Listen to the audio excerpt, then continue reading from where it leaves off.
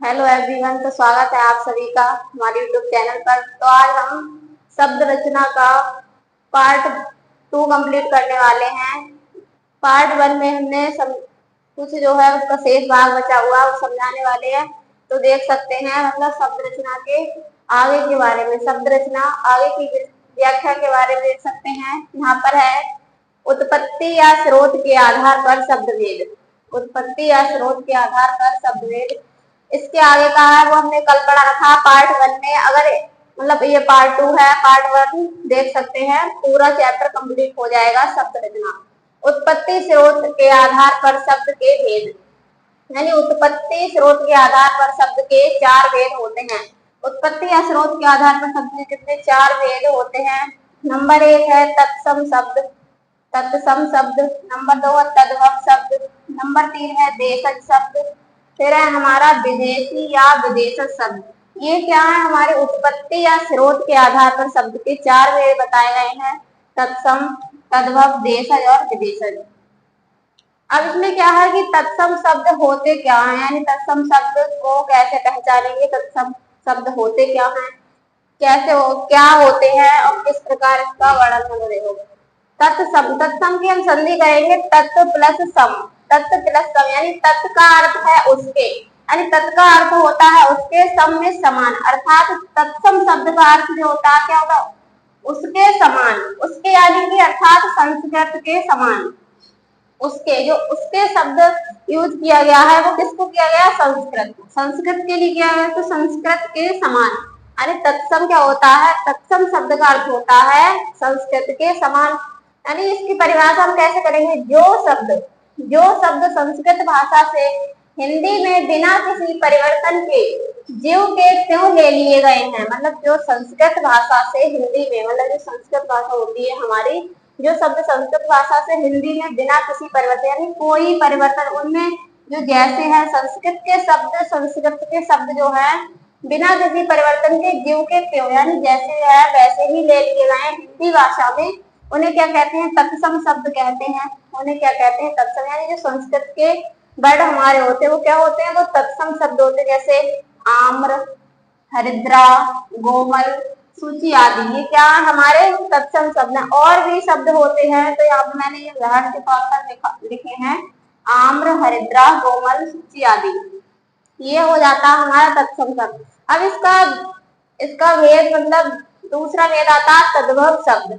तद्भव, एक हो गया तत्सम, दूसरा आ जाता है तद्भव शब्द। तद्भव यानी तद्भव की संधि करेंगे तत् प्लस भव, यानी तद, तद का अर्थ होता उससे, तत् का मतलब होता उसके, और तद जो होता है तद, तद का अर्थ होता है उससे, भव में होना, यानी इसका अर्थ होता उससे होना, अर्थात संस्कृत से उत्पन्न होना।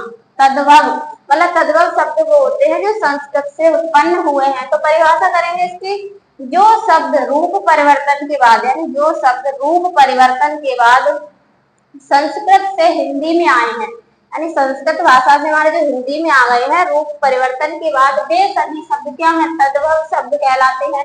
जैसे आम, आम हमारा हिंदी का वर्ड हो गया, हिंदी का। फिर आता हल्दी, गोबर, सुई, ये सब क्या है, तद्भव शब्द हैं हमारे। ये सब क्या है, तद्भव, यानी कि जो शब्द रूप परिवर्तन के बाद संस्कृत से हिंदी में आए हैं, वे सभी क्या कहलाते हैं, वो सब तद्भव शब्द कहलाते हैं। इसका आ जाएगा अगला देशज शब्द। देशज शब्द क्या होते हैं, किसे कहते हैं, जैसे देश, देशज की संधि करेंगे देश प्लस जा, देश प्लस जा, यानी जा का अर्थ होता है जन्म लेने वाला। जा का अर्थ क्या होता है, जन्म, अर्थात देश में जन्म लेने वाली भाषा। मतलब जो हमारे देश के अंतर्गत, कोई भी देश है, किसी भी देश के अंतर्गत जो भाषा ने जन्म लिया है, यानी इस प्रकार बोलते हैं, देश में जन्म लेने वाली भाषा क्या होती है, देश। देशज का अर्थ होता है कि देश में जन्म लेने वाली भाषा, अर्थात मतलब देशज शब्द क्या होते हैं, वो तो हो गया देशज। देशज किसे कहते हैं, हम समझेंगे कि देश में जन्म लेने वाली भाषा। और देशज शब्द क्या होते हैं, जिन शब्दों की उत्पत्ति का पता नहीं चलता, मतलब हमने अपने क्षेत्रीय प्रभाव के कारण बोल दिए, जिन शब्दों की उत्पत्ति का पता नहीं चलता, उन्हें क्या कहते हैं, देशज शब्द कहते हैं। यानी अपने देश के अंतर्गत ही जिन्होंने जन्म लिया, यानी उत्पन्न हो गए शब्द, उन्हें क्या कहते हैं, देशज शब्द कहा जाता है। जैसे उदाहरण है झाड़ू, देशज शब्द है पगड़ी, चिड़िया, कटोरा, खिड़की, जूता, डिबिया, लोटा, खचाखच, किलकित, धड़ाम आदि। और भी वर्ड होते हैं, यहाँ मैंने थोड़े उदाहरण के तौर पे लिख दिए हैं, और भी जैसे शब्द होते हैं, तो यहाँ पर ये देख लीजिएगा। फिर आ जाता है हमारा विदेशी शब्द। क्या जाता है? विदेशी शब्द। विदेशी शब्द क्या होते हैं? यानी विदेशी कहते हैं इसे विदेशी। कुछ ऐसे शब्द हैं जो विदेशी भाषाओं से हिंदी भाषा में आ गए हैं। मतलब जो विदेशी भाषाएं हैं उनका प्रयोग हमने हिंदी भाषा में कर लिया है, वो क्या कहलाते हैं? विदेशी शब्द। विदेशी को हम विदेशी या विदेशी या आगत यानी आए हुए शब्द कहते हैं। विदेशी शब्द की यह परिभाषा हो जाती है, कुछ ऐसे शब्द जो विदेशी भाषाओं से हिंदी भाषा में आ गए हैं, ऐसे शब्दों को विदेशी या विदेशी या आगत शब्द कहते हैं। आगत शब्द कहते हैं विदेशी भाषा के अंतर्गत। मतलब विदेशी भाषा के अंतर्गत कई एक जो है भाषाएं आ जाती है। विदेशी भाषा के अंतर्गत हमें अंग्रेजी, फारसी, अरबी, तुर्की, पुर्तगाली, फ्रांसीसी, डच, रूसी आदि भाषाओं का अध्ययन करना है। विदेशी भाषाओं के अंतर्गत हम इन भाषाओं का क्या करेंगे? अध्ययन करेंगे। अंग्रेजी, फारसी, अरबी, तुर्की, पुर्तगाली ये सभी भाषाएं हैं, ये हमारी विदेशी भाषाएं हैं, तो हम इनका अध्ययन आगे करेंगे। विदेशी शब्द के अंतर्गत तो ये शब्द आते हैं, देखो कौन कौन से। अंग्रेजी भाषा के शब्द, पहले आता अंग्रेजी भाषा के शब्द। अंग्रेजी भाषा के शब्द कौन कौन से हो जाते हैं? Appeal, officer, ice cream, cycle, doctor, जज, register, degree, court, diary, theatre आदि। ये सब क्या है? हमारे अंग्रेजी भाषा के शब्द हैं। और भी शब्द होते हैं, लेकिन ये मेन है, वो मैंने यहाँ पे बता दिए, लिख दिए हैं। तो अंग्रेजी भाषा के शब्द देख लेंगे, ये होते हैं अपील, ऑफिसर, ये है सब शब्द। फिर आता है हमारा अरबी भाषा के शब्द। अरबी भाषा के शब्द, अरबी भाषा के शब्द कौन कौन से होते हैं? ये हमारे इत्र, कागज, कानून, किताब, तमाशा, गरीब, कुरान, वकील। वकील क्या हमारा अरबी भाषा का शब्द है। फिर आ जाता हमारा कबीर, हैजा, शराब, अमीर, अक्ल, इस्तीफा और अल्लाह। अल्लाह क्या हमारा अरबी भाषा का शब्द है। अल्लाह, उम्र, औलाद, औरत, आदमी, दफ्तर, सलाम आदि। ये क्या है? अरबी भाषा के शब्द हो गए। फिर आता हमारा फारसी भाषा के शब्द। ये सभी शब्द क्या है? हमारे विदेशी भाषा के अंतर्गत आते हैं। फारसी भाषा के शब्द कौन कौन से? अफसोस, तनख्वाह, सरकार, सरदार, पैमाना, खुदा और सिफारिश। फिर गलीचा, आमदनी, आतिशबाजी, चश्मा और आवाज आदि। ये शब्द क्या है? सभी फारसी भाषा के शब्द हैं। और आते हैं फिर पुर्तगाली भाषा के शब्द। पुर्तगाली भाषा के शब्द कौन कौन से होते हैं? ये है आलपीन। आलपीन क्या हमारा पुर्तगाली भाषा का शब्द है। आलमारी क्या हमारा पुर्तगाली भाषा का शब्द है। तंबाकू, तौलिया, बिस्कुट, काजू और गमला, अलकतरा, अनानास, आलू, पतलून, अंग्रेज आदि। ये क्या है? पुर्तगाली भाषा का शब्द है।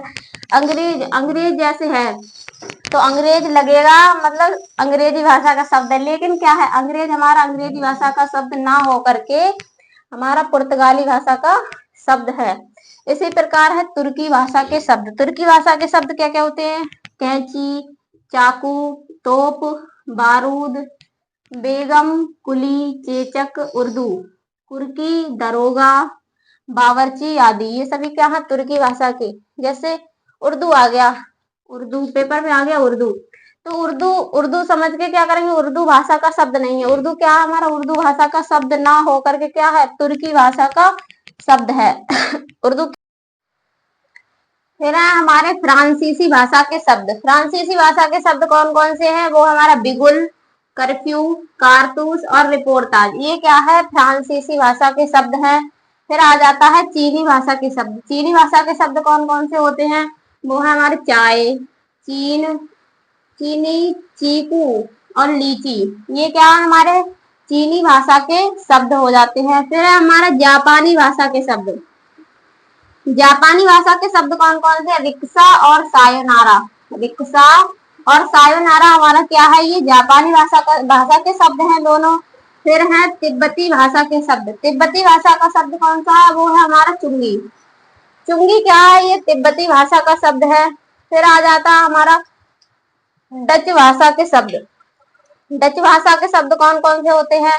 बम, रूप और ड्रिल। ड्रिल ये क्या है? डच भाषा के शब्द हैं। फिर आता है हमारा एक भाषा होती है स्पेनिश। स्पेनिश भाषा का शब्द है सिगरेट। सिगरेट क्या है? हमारा स्पेनिश भाषा का शब्द है। और फिर क्या है? ग्रीक भाषा के शब्द। ग्रीक भाषा के शब्द है यूनानी और अकादमी। यूनानी और अकादमी क्या है? ये ग्रीक भाषा के शब्द हो जाते हैं।